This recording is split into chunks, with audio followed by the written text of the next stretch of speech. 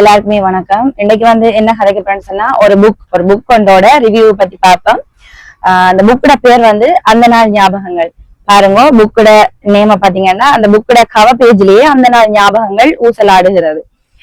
இந்த புத்தகத்தை வெளியிட்டதாருன்னு சொன்னால் யாழ்ப்பாண பல்கலைக்கழகத்தினுடைய 4ஆம் வருட மாணவன், அதுவும் ஊடக கற்கைகள் துறை மாணவன் அம்சன் கிருஷ்ணா. இவர் தான் இந்த அம்சன் கிருஷ்ணாவினுடைய புத்தகம் தான் அந்த நாள் ஞாபகங்கள்.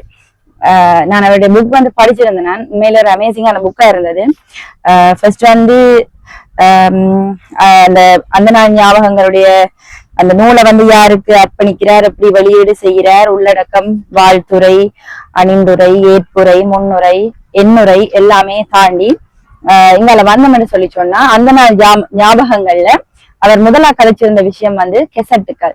கெசட் எனக்குமே தெரியும். என்னன்னு சொன்னா அப்படி ஒரு பாக்ஸ் ஷேப்ல அதுக்கு 2 வீல் மாதிரி இருக்கும். அந்த டேப்பை சுத்தி அப்படி எடுத்துதான் ஏதோ பாட்டு கேட்கறது, மற்றது கதைகள் சொல்லி விடுறேன்னு சொன்னா கெசட்ல ரெக்கார்ட் பண்ணி கொடுத்து விடுவீனம். மெட்டாவல் கேட்டுட்டு திருப்ப கெசட்ல ரெக்கார்ட் பண்ணி கொடுத்து விடுவீனம். அப்படி ஒரு காலம் கெசட்ல இருந்தது. மற்றது கெசட் காதலும் இருந்த காலம் அப்பதான். என்னன்னா காதலை முந்தின இப்ப எங்களுக்கு இருக்கிற மாதிரி அடிக்கடி மீட் பண்ண பேசுற வாய்ப்புகள் கிடைக்கிறது குறைவு. அதனால கெசட்ல பாட்டை ரெக்கார்ட் பண்ணிட்டு காதலிக்கு கொடுத்து விடுவீனம். அதைய கேட்டு திருப்ப நாங்களும் ஒரு பதிலான பாட்டுக்கு கொடுத்து விடுவீனம். அப்படி கெசட் பல வழிகள்ல உதவி செஞ்சு வருது. பாட்டு கேட்கறதுக்கு, ஸ்கூல் விஷயங்கள், நியூஸ் அதுகள் எல்லாம் கேட்கறதுக்கு ஒரு மாதிரியான விஷயம் அந்த கெசட் அமைஞ்சிருந்தது. அடுத்தது பேசியிருந்த விஷயம் கிராமிய விளையாட்டுகள்.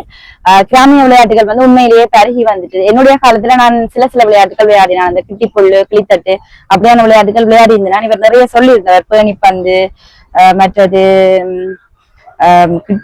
கிட்டிப்புல்லு, மற்றது கிளித்தட்டு, மரம் ஏறுறது, பல்லாங்குழி, கபடி அப்படியான நிறைய விளையாட்டுகளை பற்றி சொல்லியிருந்தவர். எங்களுடைய இப்ப இருக்கிற ஜெனரேஷனுக்கு உண்மையிலேயே கிராமிய விளையாட்டுகள் எழுத்துக்களாகத்தான் தெரியும், விளையாடி ஒரு அனுபவம் இருக்காது. அதை பத்தி நிறைய குறிப்பிட்டிருந்தவர் அண்ணா. நல்லா இருக்கு, உண்மையிலேயே நல்லா இருக்கு. பணச்சடங்குன்னு சொல்ல ஒரு விஷயம் சொல்லியிருந்தவர். உண்மையிலேயே எனக்கு தெரியாது.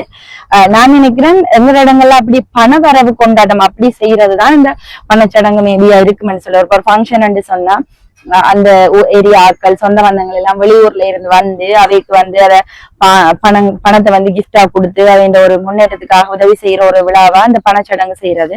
மற்றது குறிப்பிட்டிருந்த விஷயம் ஜாம் போத்தில் ஈழத்தமிழர்களுடைய கல்வி வளர்ச்சிக்கு ஒளி கொடுத்த மிக முக்கியமான விளக்கு சிக்கன விளக்கு. பாருங்க, அந்த புக்கை பாத்தீங்க, அந்த விளக்க பாத்தீங்கன்னா விளங்கும் சிக்கன விளக்கு. ஆனா எங்கட ஊர்ல ஜாம் போத்தில் விளக்குன்னு தான் சொல்லுவோம். முந்தின காலத்துல இது யூஸ் பண்ணியிருந்தவே நானும் ஒரு இப்படி ஏமாத்தில் விளையாட பாத்துருந்தேன். எங்கட வீட்டுல இருந்தது ஒரு நான் சின்ன பிள்ளையா இருக்கிற பருவத்துல. மற்றது பாரம்பரிய சமிக்கைகள்ல பாடசாலை மணியொலியை பத்தி சொல்லியிருந்தது. இப்ப நவீனம் அதிக அளவுல வளர்ந்ததால ஒரு பாடத்துல இருந்து மற்ற பாடத்துக்கு வர இடைவேளைக்கு மெக்ல போட்டு 3ஆம் பாட வேலை முடிவடைகிறது, 4ஆம் பாடம் தொடங்குகிறது, இந்த பாடம் அந்த பாடம்னு சொல்லி இப்ப ஒளிபெருக்கிற அறிவிக்கணும். ஆனா அந்த நேரங்களுக்கு மணி அடிக்கிற சத்தம் தான். அந்த பெல் சத்தத்தை கேட்டாலே அப்பா பாடம் முடிஞ்சுட்டு பறந்துடுவோம். நான் படிக்கிற காலத்திலயும் மணியால் இருந்தது. மற்றது ஸ்கூல் தொடங்க வெள்ள அடிக்கும், முடியக்க 8ஆம் பாடம் நடக்க கடைசி வெள்ள அடிச்சா எல்லாருக்கும் சந்தோஷம். ஸ்கூல் முடிஞ்சு பாடசாலைக்கு ஈரம் பாடப்போது வீட்டை பறக்க போறோம். அப்படி ஒரு மணியொலி நிறைய விஷயங்களுக்கு அடையாளமா இருந்தது. அதை விட தெருமூடி மடங்கள் என்று சொல்லி ஒரு விடயம் குறிப்பிட்டிருந்தவர். முக்கியமா அது வடமராட்சி பிரதேசங்கள் இருந்ததான்னு சொல்லி இருந்தவர். உண்மையில எனக்கு தெரியாது. எப்படி என்று சொன்னா தூர தேசங்களுக்கு போயிட்டு களைப்போட வார ஆட்கள் அந்த தெருமூடி மடங்கள் மழை வெயில் அப்படியான நேரங்கள்ல அதுல நின்று கொஞ்சம் ரெஸ்ட் எடுத்துட்டு போறதுக்கும், மற்றது சில சில்லறை வியாபாரிகள் அதை ஒரு சந்தை மாதிரி பொருட்கள் விற்கிறதுக்கும் பயன்படுத்தி இருந்தவேன்னு சொன்னவே சொல்லியிருக்கிறார். அது அருகி வந்துட்டுது. ஆனா பருத்தித்துறை பகுதியில ஒரே ஒரு தெருமூடி மடம் இப்பவும் பாதுகாக்கப்பட்டு வர்றதா சொல்லியிருந்தவர். மற்றது தட்டிவானை பத்தி குறிப்பிட்டிருந்தவர். உண்மையில அதுவுமே எனக்கு தெரியாது. இது நான் நினைக்கிறேன் அந்த போராட்ட காலங்கள்ல ராணுவம் கொண்டு வந்த ஒரு வாகனம் தான் இது. இது பிற்காலத்துல மக்கள் பயணம் செய்யற ஒரு வாகனமாகவும், மற்றது தூர கொழும்பு மற்றது தூர இடங்களுக்கு சாமான்கள் ஏற்றுமதி இறக்குமதி பொருட்கள் கொண்டு திரிகிற ஒரு எக்ஸ்போர்ட் இம்போர்ட்டுக்குரிய ஒரு வாகனமாகவும் பயன்படுத்தப்பட்டிருக்கு. மற்றது காத்தவராயன் கூத்து. உண்மையிலேயே அழிவின் விளிம்புல இருக்கிற காத்தவராயன் கூத்துன்னு தான் அதுக்கு ஒரு ஹெடிங் கொடுத்திருந்தவர். உண்மையில எங்களுடைய இப்பத்த பிள்ளைகளுக்கு கூத்துன்னு சொல்லி சொன்னா தெரியாது, உண்மையிலேயே தெரியாது. நானுமே அந்த புக்ல தான் படிச்சிருக்கிறேன், நான் அந்த கூத்துக்கள் பார்த்ததில்ல, புத்தகத்துலதான் படிச்சிருக்கிறேன். சோ எனக்குமே அந்த கூத்துக்களை பத்தி தெரியாது. ஆனா அது எங்களுடைய பண்பாட்டை வெளிப்படுத்துற ஒரு கூத்து தான் காத்தராயன் கூத்து. அதுவுமே அழிவடைந்து வர நிலைமையில இருக்கிற உண்மையிலேயே கவலைக்கிடம்.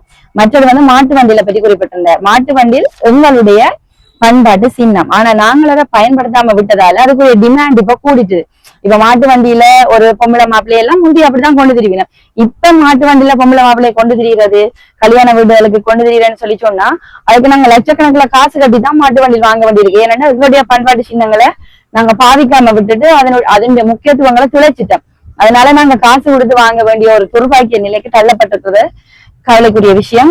அண்ணா அதை பற்றியும் குறிப்பிட்டிருக்கிறார். மற்றது வந்து சுமைதாங்கிகள், தூரங்களுக்கு இப்படி தலையில தோல்ல சாமான் சுமந்து கொண்டு போறார்கள், களைப்பன்னு சொன்னா நிலத்துல வச்சுட்டு அதை தூக்குறது கஷ்டம். அதனால இப்படி கொஞ்சம் இப்படி ஒரு சுமைதாங்கி மாதிரி கட்டி இருக்கும், அதுல இப்படி வச்சுட்டு கொஞ்ச நேரம் களைப்பாரி தூக்கிண்ட போறதுக்கு இருந்தது. மற்ற ஆட்டுக்கள் மிக முக்கியமான விஷயம், ஆட்டுக்கள் இருந்தது. அதுல வந்து இப்ப வந்து நாங்க அடிக்கிற மிக்சிகள்ல வந்து போட்டு கரண்டுல அடிக்கக்குள்ள அது வந்து சூடாகி பொருட்கள் பழுதாகிறதுக்கு வாய்ப்பு இருக்குன்னு சொல்லியிருக்காரு அண்ணா. அந்த நேரம் அந்த கருங்கல்ல இப்படி ஒரு கருங்கல் வடிவத்துல இப்படி குளவியால இப்படி செஞ்சுதான் அந்த மாவெல்லாம் அரைச்சு எடுப்பாங்க. அது ஒரு குளிர்மையா இருக்கும். சோ அதனால பொருட்களும் பழுதடையாது. அதை விட அந்த மாவாட்டி அரைக்கிற டைம் வந்து பெண்களுக்கு ஒரு சிறந்த உடற்பயிற்சியாக இருந்ததால அவர்களுடைய இடுப்புகள் இடைகள் எல்லாம் அழகாக இருந்ததுன்னு சொல்லி பண்டைய காலத்து இளம் பிள்ளைகள் இடுப்புகள் எல்லாம் சொல்லி அழகாக இருந்ததுன்னு சொல்லி குறிப்பிட்டிருந்தார். உண்மையிலேயே உண்மையான ஒரு விஷயம் தான். மற்றது ஈழத்தமிழர்களுடைய தமிழ் வரலாற்றில ஏட்டு கல்வியை பற்றியும் சுவடி பயன்பாடு பற்றியும் அந்த பனையோலி எழுத்துக்கள், தலாபத்திரம், மிஸ்திரு பத்திரம், அதுகள் எல்லாமே வந்து நானுமே புத்தகத்துலதான் கேள்விப்பட்டிருக்கேன், உண்மையிலேயே பார்த்ததில்லை. அழிவடைந்து கொண்டு வந்துட்டு காலம் செல்ல செல்ல நவீனங்கள் வளர வளர அழிவடைந்து கொண்டு வந்துட்டு. மற்றது ஒளியும் ஒளியும் என்ற ஒரு நிகழ்ச்சியை பற்றி குறிப்பிட்டிருந்தவர். இந்த முன்ன காலம் மாதிரி எல்லாத்து வீடுகளையும் டிவி இருக்காது. சோ இந்த ஒரே ஒரு நிகழ்ச்சியை பார்க்கறதுக்காக வேலை எல்லாத்தையும் முடிச்சுட்டு இந்த ஒளியும் ஒளியும் ஒளிபரப்பாகிற டைம்ல எல்லாருமே கூடி இருந்து அதை பற்றி பார்த்து கதைச்சு அப்படியான விஷயங்கள் பழைய காலத்துல இருந்தது. சோ உண்மையிலேயே இந்த புத்தகத்தை படிக்க எனக்கு 90s கிட்ஸ் இந்த ஞாபகம் தான் அந்த காலத்துல வாழ்ந்து திருப்ப வந்த மாதிரி ஒரு ஃபீலிங் எனக்கு இருந்தது. நாங்க அருகி போற விஷயங்கள் எங்களுடைய இளம் தலைமுறைகளுக்கு கடத்த வேண்டிய தேவையாக இருக்கு. உண்மையிலேயே நாங்கள் அதை மறந்து போனாலும் எங்களுடைய அடுத்த தலைமுறைகளுக்கு அதை கடத்துறதுக்குரிய ஒரு விஷயமா இந்த புத்தகம் அமைஞ்சிருக்குது. உண்மையிலேயே நல்லா இருக்கு. எங்களுடைய பண்டைய மக்கள் எப்படி வாழ்ந்தார்கள், என்னத்தை பயன்படுத்தினார்கள், எப்படி அவை வாழ்க்கை முறை இருந்தது, இப்படியான வாழ்க்கை முறையால தான் அவர்கள் ஆரோக்கியமாக ஒற்றுமையாக நல்ல ஒரு சமூக சூழ்நிலையில வளர்க்கப்பட்டாங்கள் என்று சொல்லி இந்த புத்தகத்தை நான் வாசிச்சதனூடாக அறிஞ்சு கொண்டேன். உண்மையிலேயே ஒரு நல்ல புத்தகம் அண்ணா. அந்த நாள் ஞாபகங்கள் என்று சொல்லி நீங்க அந்த தலைப்புமே மிக பொருத்தமாக எடுத்திருக்கிறீங்க. இந்த விளக்கு, மாட்டு வண்டி, சின்னாக்கள விளையாட்டு எல்லாத்தை பற்றியுமே கழிச்சிருந்த நீங்கள் உண்மையிலேயே வாழ்த்துக்கள். நல்ல ஒரு அருமையான புத்தகம். உங்களுடைய புத்தக முயற்சியில இது முதலாவது பதிப்புன்னு சொல்லி நினைக்கிறேன். இலங்கை தேசத்து குட்டி மகளின் அன்பான வாழ்த்துக்கள் அண்ணா உங்களுக்கு. மேலும் உங்களுடைய எழுதுவினைஞர் உங்களுடைய எழுத்தாளர் பயணம் தொடர்ந்தும் வளர்ச்சி அடைய என்னுடைய அன்பான வாழ்த்துக்கள். சோ இந்த புத்தகம் உண்மையிலேயே நல்ல புத்தகம். உங்களுக்கு வேணும் என்று சொல்லி சொன்னா நான் இந்த அம்சன் கிருஷ்ணா அவருடைய கண்டக்ட் நம்பர் எண்டில போடுவேன். அவரை கண்டக்ட் பண்ணி இந்த புத்தகத்தை நீங்கள் பெற்றுக்கொள்ளலாம். பாய்.